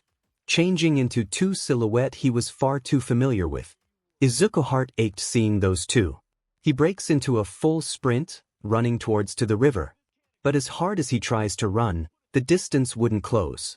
Izuku shouts out their name. 𝗔𝗨𝗧𝗟𝗘. Citrus. Tears started running down Izuku's cheeks as he tries desperately to run closer to the river. The 2 silhouette waves back at Izuku. Izuku knew running was useless as he breaks down, kneeling on his knees. Izuku, sorry I couldn't protect you. Please forgive me. Izuku shouts out his heartfelt apology at both of them. Not only could he not see 𝗓𝗓𝗧𝗟 in her final moments, But also Citrus had died when he wasn't there. Mashiro, we forgive you Izuku, so don't come to this side just yet. Citrus, Izuku is Izuku after all, I have never regretted for a single moment that I chose you. Before Izuku could reply, the fog thickens again, this time, slowly surrounding Izuku. Izuku? No. Not yet. Izuku had so much he wanted to say to them, but as the two silhouettes disappear, he knew the time was up. He felt his conscious drift. And drift. And drift. And drift. And drift. And drift. Beep. Beep. Beep. He's awake. Izuku slowly opens his eyes as he gets flashbanged by the overhead light. Memories comes back to him as he looks around him. Surgeon, I'm glad you're awake, boss. Izuku slowly sits up with the help of the surgeon as he asks. Izuku, how long was I asleep? Surgeon, 3 months. Scene change to Nakamura Yugi POV. Hello, my name is Nakamura Yugi. I have a wife and 2 children, Yumi and Yuki, who are both studying to become engineers like me. I work as a senior electrical engineer for a big hero gadgets company. Life is getting tougher, I will say. There has been many ups and downs recently, more downs than up. First major thing I noticed is that there are many more criminals around my district now, from thugs to gangsters to drug dealer. I have definitely seen more of them. The number of heroes patrolling around my area has also decreased. Usually I'll see at least 1 hero an hour, but now, there are intervals where no heroes show up at all. Well, that isn't a major issue to be honest, since I just have to leave them alone, and usually they leave me alone too. The main problem right now is the rise in both inflation and tax rates. Like seriously, it is getting really out of control. Ever since the supposedly downfall of All Might, many foreign investors have withdrawn their money from our big Japanese companies and went elsewhere. This caused the government to panic and rapidly print out more yen for the citizens, which backfired quite horribly. So far, it hasn't impacted me a lot, but I do know some of my friends and colleagues who got bent over by the inflation. They can barely afford pre-inflation mortgage, let alone the inflated price. Oh, did I mention that unemployment rates have been skyrocketing to Jupiter? If not for my semi-high ranking position at my company, I am quite sure I'll be eating dirt with my family now. I've noticed that all of these bad things have happened since the Hero Commission have started announcing the BLD Tyrant as public enemy number 1, which happened a few years back. The BLD Tyrant is apparently a disaster in human flesh. Rumors have it that he is a monster from 200 years ago, since the dawn of Quirks. He has both monsters and demons at his command, all with human disguises. The police have said that if you turn in anyone who knows the BLD Tyrant or know where he is, you can get a handsome reward of $5,000. I personally have no qualms with the BLD Tyrant, but I gotta say, the reward is really appetizing. However, this has also caused a lot of false reports and friends turning in each other for the sake of money. General chaos has spread more and more due to the incompetence of the government in general. Oh, speaking of chaos, there has been a mysterious entity leading protests on the street. He claimed to want to overthrow the current government and create a new country where all the problems are solved. If I recall correct, he goes by Trumpet. Scene change to Achiko. Achiko was watching TV with Todoroki in the living room ever since the news that the BLD Tyrant was on the loose again. UA had forced all their students to be homeschooled. Hero internships were completely shut down and all provisional licenses have been revoked. This has caused many hero in training to rethink their careers, due to the much higher danger factors for heroes now. Many of the Class 1A students has courses, either going to the general studies or support course. Only 7 remain in Class 1A, including Achiko, Todoroki, Kirishima, Kaminari, Azui, Tokoyami and Shoji. Adding insult to injury, she had received the announcement that her homeroom teacher, Aizawa, had retired. The message came from the principal, Nizu. This came to a shock to all of the Class 1A students, as they had assumed he would stay and become a hero even through this dark time, but it would appear they are wrong. The show they are watching doesn't seem as bright anymore. Normally, the humor of whatever show would rub off her and make everyone smile a little. But not even Achiko feels like smiling anymore. Todoroki, you good? You're about to cry again. Achiko, I'm fine. Todoroki was the only one really looking after Ochako right now. Everyone else either was outside of the dorms training or asleep. With the depressing atmosphere, the living room feels more like the dead room. Whoosh, with the sudden gust of wind, Todoroki suddenly got up from the sofa and prepared for battle. Todoroki, get up, we got intruders. Ochako, huh, what? Todoroki, look. Ochako only then realized that their dorm's front door is open. Wow, clever boy, as I would expect from the son of Endeavor. Todoroki, who are you? Todoroki turned to the source of the voice, seeing a cloaked man with a weird mask. I don't have to answer that, you know. He throws a kunai across the room, cutting a part of Todoroki's right arm. Ochako didn't hesitate to levitate the cup next to her and threw it at the man. The man dodges the cup as it shatters into pieces behind him. Seriously? A ceramic cup? Todoroki creates an ice barrier between them and the man. He grabs Ochako as both of them run outside the dorm. As they run out of the door, they saw it. Multiple people dressed in the same cloak and masks surrounded their exit, with 𝗎𝐸𝐸 in the center. Todoroki immediately knew that 𝗎𝐸𝐸 was behind the man. Todoroki. Principal, what is the meaning of this?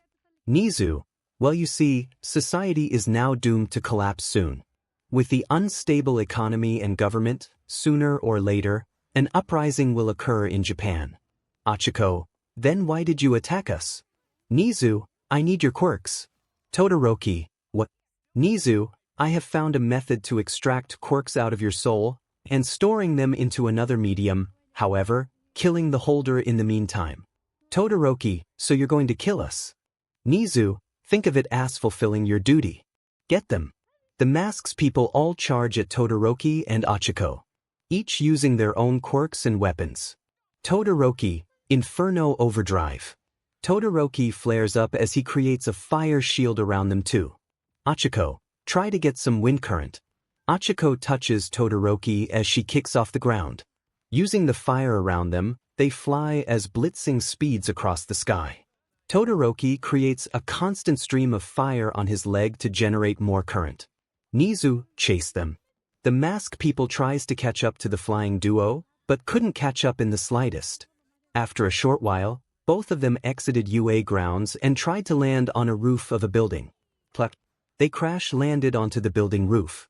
Todoroki uses his ice side to cool himself down, while Ochako begins to vomit on the ground. She is airsick. Todoroki, so what's the plan now? We can't go home since 𝗎𝐸𝐸𝐸 will expect it. Ochako, I don't know, why is this happening to us? Who is this? A voice came from a guy on the roof. They didn't even see him when they crash-landed because of the moonless night. The voice was scary to them, it sounded hoarse and rough. With the little energy he had left, Todoroki activated his flames to get a better look of the man. The man had patches under his eyes with burnt skin dangling off them. Actually, his whole body was burnt. He wore all black to match his black hair. TSK, weak flames.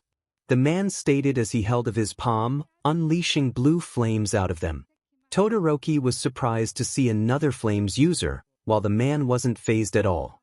Ochako realized that the man was powerful, a lot more so than Todoroki and her. She kneeled on the group, with her head touching the floor. Ochako, please help us. Todoroki followed her as he also kneeled on the ground. The man, who was taken by surprise, sighed as he looks at both of them. Okay, you didn't have to kneel. All of them sat down on the roof as Todoroki and Ochako explained their situation. So the principal of UA turned on you, what an experience. Ochako didn't like the feeling of him looking down of them, but it was true that it was pathetic. I will help you. In exchange, I want both of you to help me. Todoroki, what is it? We have been short-staffed in our organization recently, we need more employees. Ochako, isn't that child labor? Call it part-time job, you will be paid after all. Todoroki, okay deal. Ochako was slightly hesitant but accepted the deal anyways. Great, then let me introduce myself. The man stood up and bowed a gentleman bow. Dabi, my name is Dabi and welcome to the BLD Tyrant organization. Both Todoroki and Ochako were both taken aback by the announcement. Dabi, by the way, quitting isn't an option. Izuku, so catch me up with what happened when I was asleep. Hitoshi, well, quite a few interesting events did happen. That's how long Izuku has slept. In that 3 months, many notable events has happened. One of them is the re-emergence of a familiar face, Trumpet. He has rallied multiple provinces in Japan to go against the current status quo in government. With the rapid decline in value of the Japanese yen, it is no surprise that many have followed his extreme ideals of overthrowing the government. In response, the government had permitted more extreme actions against their own citizens. Mass suppression against those who don't stand with the government starts to happen, with each instance being more extreme than the last.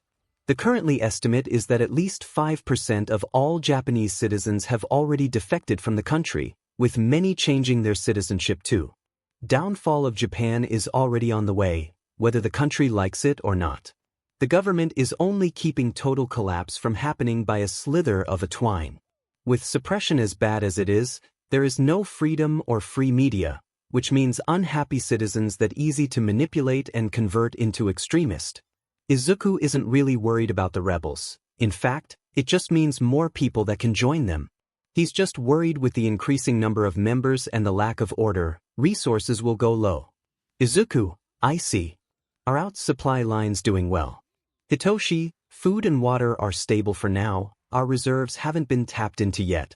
However, medical supplies have slowed down, with many of our suppliers being out of stock. Every other sector should be fine too. Izuku, medical I'll check on that in a while. Anything else? With a downcast gaze, Hitoshi whispered. Hitoshi, citrus has passed. Izuku, I know Hitoshi, we had buried his corpse together with our fallen members a few weeks ago. Dabi was the one who read his will. Izuku has a downcast gaze as he internally mourned his comrade and dead friend. Hitoshi read the mood as he does so too. After a while, Izuku raised his head again as he asked. Izuku, where's Dabi and Toga? Hitoshi, Dabi is busy with managing everything right now, including training the new recruits and paperwork. Toga is out on a 𝗧𝗓𝗧𝗟𝗓. The door slammed opened as someone blitzed in past Izuku. The presence tackles Izuku to the ground as both of them fall backwards. I miss you so much, Izu. I miss you. Izuku, I miss you too, Toga. Izuku hugs the happy crying girl as he comforts her in an attempt to calm her down. Toga hugs Izuku back twice as hard, nearing reopening one of his wounds. Hitoshi is silently observing, trying to not interrupt the moment. Soon, Toga gets up as she got off Izuku. She woke up a few days after Izuku had fallen asleep. When she heard that Izuku was in a coma-like state, she couldn't bring herself to leave his side. However, the lack of a management and a lot of pressure from Dabi eventually pulled her away and made her do work. When he heard that Izuku had woke up, she ditched everything on her mission and ran back as fast as she can. Is it the right way? Probably not. But it's Toga's way. After a bit of catching up with Toga, Izuku turns his attention to the schedule for the day. Hitoshi hands him a paper which contains the schedule. Izuku, what? I have 2 hours reserved for greeting new recruits. How many did y'all bring? Hitoshi, around 100. Izuku, wow, the rebellion is really serious if it can convert that many to our organization. Toga, yeah, you can say that again. Dabi even brought back some UA students. Izuku, what? Toga, yeah, and apparently one of them has a crush on Hitoshi. Hitoshi, shut up, Toga. Izuku burst into laughter at that statement. Hitoshi clicks his tongue as he explains. Hitoshi, that F where? She's the reason why my stay at UA went from tolerable to absolute SHT. Do you understand how many times she has interrupted my sleep and peacetime? She's more annoying than ads on Spotify. Izuku, yeesh, alright. No need to be so agitated in the morning. As Izuku stops laughing, he stands up as he puts the schedule in his pocket. Izuku, alright, let's get to business. Toga/Hitoshi, yes. Scene change to AFO. AFO is currently making some final preparations on 𝗓𝗓𝗧𝗓𝗓. The doctor and him had spent the past 10 days on him. There was BLD and guts all over the surgical table. Of course, those weren't 𝗓𝗓𝗧𝗓𝗓s, but some poor souls.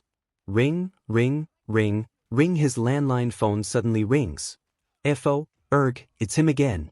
Doctor, do you want me to get it? Nah, I've been avoiding him for too long. Might as well talk now. Doctor, alright. 𝗧𝗏 walks and picks up the phone with his bloody hands. Greetings all for one, it has been difficult to contact you these days, how are you? 𝗧𝗏, cut the small talk, you know neither one of us wants to talk to each other. Very well. Is 𝗒𝗏𝗧𝗟𝗘 ready yet?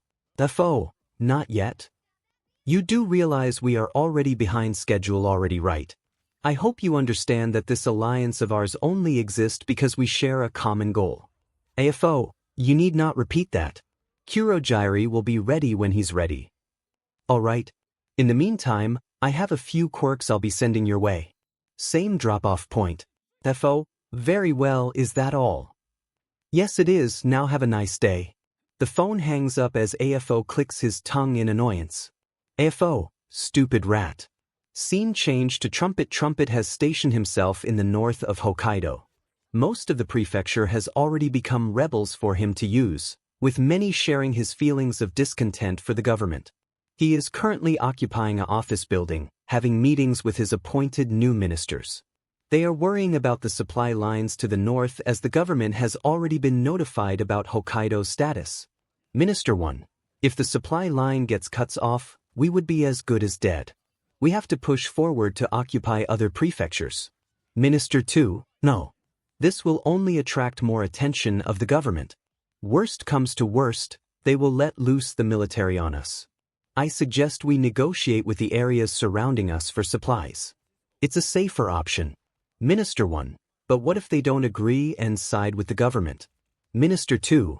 It doesn't hurt to try negotiating first. Minister 1. Yes it does.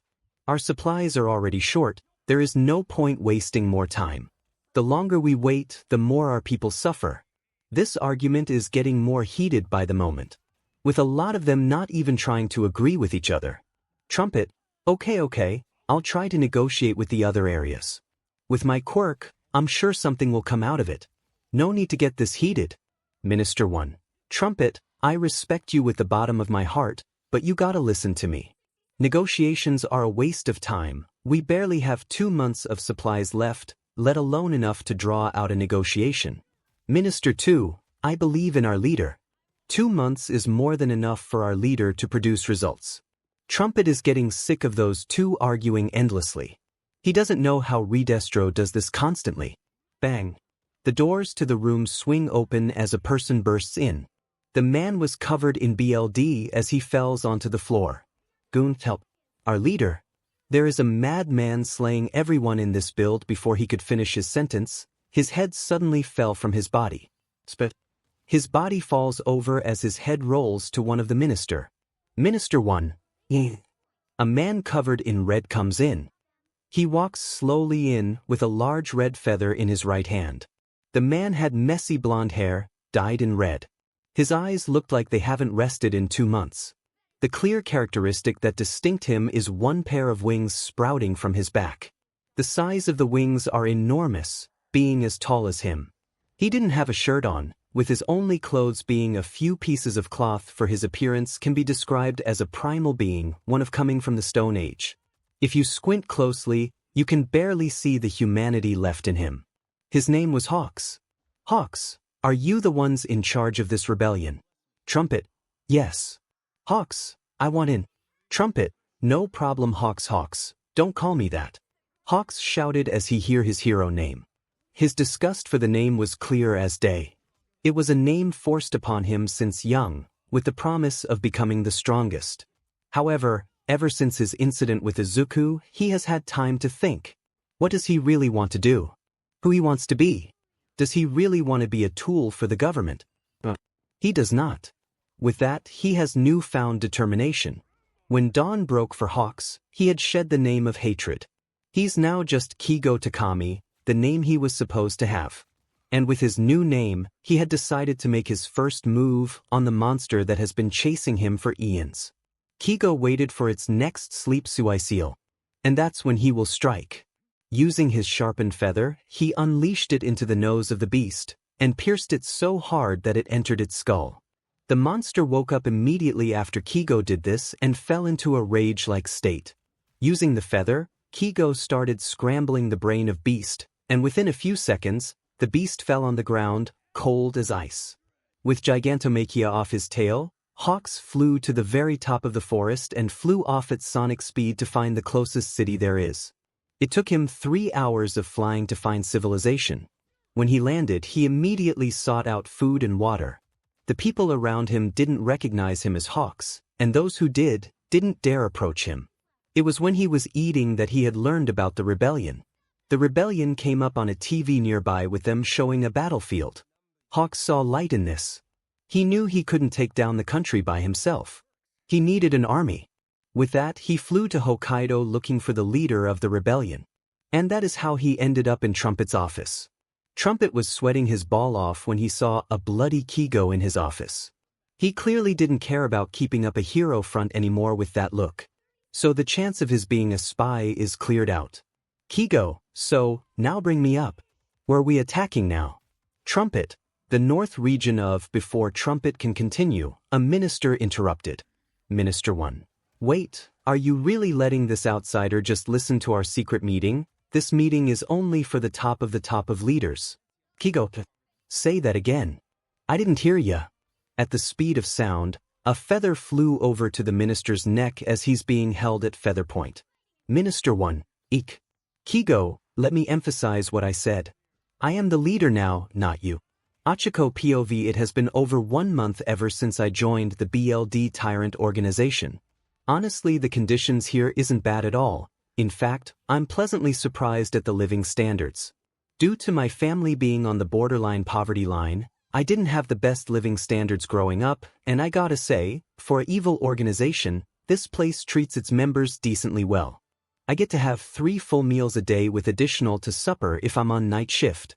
I also get allowances that far exceeds what my parents gave me when I was young, and a comfy room to sleep in. I am roommates with Todoroki currently, but I heard that when members reach a certain rank, they get their own rooms or even house. I can't imagine what it's like to own my very own apartment. While I'm enjoying my new life here, I can't really say the same for Todoroki.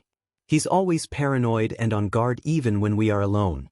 He seems to be restless at times for no reason and will click his tongue randomly. This situation gets way worse when he's around Dabi. It's like he wants to confront him about something but can never get the chance to do so. Currently, he's asleep beside me due to him having night shift duty. Knock knock. Oh, a visitor. Achiko, come in. The doors opens to reveal resident hot stuff. Hitoshi, meet up outside the main hall in 1 hour's time. You will be having your welcome ceremony with our leader. Achiko, got it I mean sir. Hitoshi closes the door as he walks away. Diamen, I still can't get used to the fact that Hot Stuff here is a high-ranking member of this gang. I mean, how did he even get into UA in the first place then? And furthermore, Nizu had announced he was dead. You can't imagine the shock I felt when I saw him walking around in the base 2 weeks ago. It felt like I saw a living ghost. But I'm glad he's alive. It means I get another shot at having him all for me. Achiko, wake up Todoroki, we are meeting the leader now. Todoroki, arg. Scene change to Izuku. Izuku is in his formal attire today. He, Toga, Dabi and Hitoshi will be officially greeting and welcoming the new members into the BLD Tyrant organization.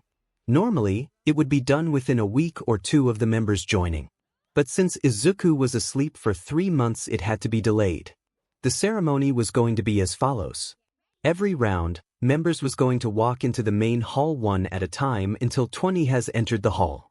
Then they will kneel down as they greet Izuku 1 by 1. Then Izuku gives a speech and some instructions, then the next wave comes in. It's a rather simple ceremony, but one which is necessary. During the whole process, Izuku will be letting out his full aura. This will serve 2 purposes. One which is to instill a level of fear and respect into them, while showing the overwhelming gap in their power. As Izuku sits on the throne, Dabi walks up to him. Dabi, everyone has gathered, shall we begin? Izuku, yes, start the ceremony. Toga, Hitoshi and Dabi all stand beside Izuku, looking sharp as ever. The gates open as the first wave of people walks in. The members start kneeling one by one as all of them greet Izuku. Izuku, welcome to the BLD Tyrant organization. We welcome you with our best interest, both as employers and as your leaders. First off, time skip. It has been an hour since the start of the ceremony. Toga has just about had enough of standing at attention all the time. She never really liked doing all these formal stuff. As the last few people walk in, Izuku looks on to see the members. Izuku whispers to Dabi. Izuku, ain't that your brother down there? That's Shoto Todoroki, right? Dabi, yeah, he is. What's the problem? Izuku, nah, nothing. Just curious. As the members begin to kneel, Izuku begins his speech once again. Izuku, welcome to the Achiko. The whole halls goes dead silent as every pair of eyes stares at Achiko. Toga is trying her hardest to hold back her laughter while both Dabi and Hitoshi looks ready to kill Achiko. Achiko, I'm sorry. Achiko immediately bows her head down as he begs for forgiveness. Izuku, what is your name, girl? Achiko, oh. Achiko Uraraka. Achiko is dying of nervousness as she realizes she may die today. There is just no excuse she can give for sneezing, interrupting Izuku's speech. Izuku, Achiko. Everyone in the room freezes as Izuku unleashes him aura. All the new recruits were sweating bullets. They didn't even dare to look at Izuku anymore. Achiko, yes boss. I'm so dead. Izuku, clean up the floor later. I don't want your saliva on the floor. Achiko, I'm saved. Thank God. Yes sir. Izuku, alright, let me continue. Welcome to the BLD Tyrant organization. Time skip. The briefing for final batch of recruits were finally done. Izuku was extremely exhausted from the boring process. When the recruits left, Toga immediately bolted to the bathroom and took off the formal clothing. She threw it in the laundry basket while she put back on her casuals. Dabi was so dead, he was staring into the air even after the briefing had concluded. Izuku had noticed that he seemed to be zoning out more and more these days. Hitoshi let out a sigh as he also went to change into his casuals. He tapped on Danny's shoulders to bring him back to reality. Dabi was shocked a bit as he quickly gained his senses back. Izuku, were you zoned out that much? Dabi, I have been practicing. Hitoshi, next time practice while we aren't in the middle of an important event. Dabi, that literally defeats the purpose of zoning out. Izuku, alright, let's go change. That girl should be coming in here to clean the place soon. Hitoshi/Dabi, let's go. Scene changed to 𝗎𝐻 High has been forsaken. It was no longer a school in this countrywide war, but a fortress of absolute defense. All the students either disappeared or ran away before they could disappear. The only ones authorized in and out were 𝗎𝐻 and a few high-ranking heroes. Not even government officials were allowed to enter in at free will. 𝗎𝐻 had turned the fields into an open-air test area and facilities into objects to destroy. All for his perfect creation. 𝗎𝐻, blast power 40%, radius 30%. Result has a deviation from predicted value of around 2%. Dr. 1. Deviation most likely comes from one of the last 5 quirks we gave him. Dr. 2. Most likely the water control quirk. It is increasing sweat generation by a bit. 𝗎𝐻, alright, let's crunch the numbers one more time and test run again. 𝗎𝐻, oh, you are still conscious? 𝗎𝐻, sleep. The monster beside 𝗎𝐻 immediately fell onto the ground without resisting a bit. Dr. 1. That kid is still resisting inside. How is his soul this strong? Dr. 2. Probably 1 in a million, no 1 in 10 million odds. 𝗎𝐻, it isn't a big deal. I have etched manual control and voice control into that body. Even if his soul resists, without the body he can't do anything. The two doctors agree as they continue doing the calculations. 𝗎𝐻, needless to say, this is still unexpected. Katsuki Bakugou, just given already. Scene change to 𝗎𝐻 is currently leading the charge southwards. They had met resistance by the riot forces in the next state. Hawks didn't mind killing, and neither did the police. Japan had fallen to such a state where the police had the permission to kill any and all suspected of anti-government sentiments. The flames of rebellion burn bright in the north, with infamous ex-hero leading the attack. Many of the current heroes too turned traitor and joined up with him. Many government officials even sold information to the rebellion for the promise of joining them when they take over Japan. However, there is one issue. 𝗧𝗓𝗧𝗟𝗘, where is he? We have men and secret agents all over the country and not a single one of them can find that 𝗏𝗏 Tyrant. Minister 1. I don't know, sir, we haven't got any leads on him at all. Minister 2. We have checked the police records, they didn't have any information on his base. 𝗧𝗓𝗧𝗏 useless. 𝗧𝗓𝗧 shouted as he flipped the table over. 𝗧𝗓𝗧, forget it, we will search every corner of Japan when we take over. For now, if there is any leads, report it to me right away. Scene changed to Dabi. Dabi knocks on the door. He didn't wait for a response as he walks in. Dabi, what's up, how you doing? Todoroki, good enough. But, Dabi, I wanted to catch up on the years that I missed with you, while the sneezing girl was gone. Todoroki, forget it.